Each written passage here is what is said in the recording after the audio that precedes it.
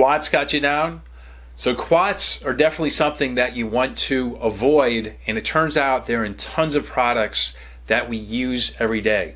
Now the reason you want to avoid them is because they impair mitochondrial function and estrogen signaling.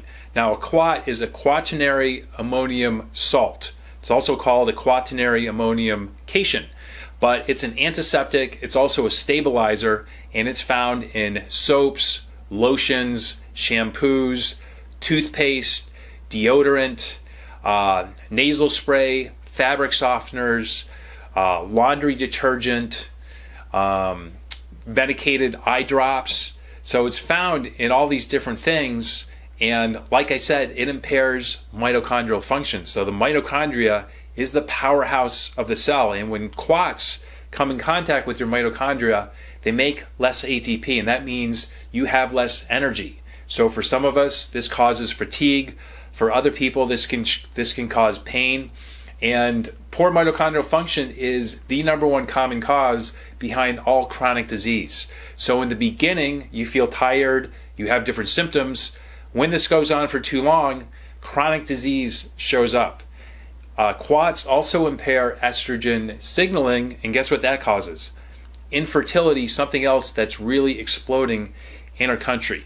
So, like I said, these quats, they're found in all these different personal care products and some medications. So you really want to go through your products, and you want to get rid of the kind of cheap commercial ones, and you want to go with all natural products that don't contain quats. If you want to do some more research, you can go to the ewg.org website, and they have a section in the website where you can put in personal care products, and it gives it a rating from A to F. A means it's really safe and natural. F means there's a lot of chemicals in there that you want to avoid. Now this research team also looked at 16 different personal care products and FDA approved drugs, and what they found when they looked at all of the different chemicals that are in all these products, and there's a lot of them, but of all the different chemicals in these products, quats are the worst.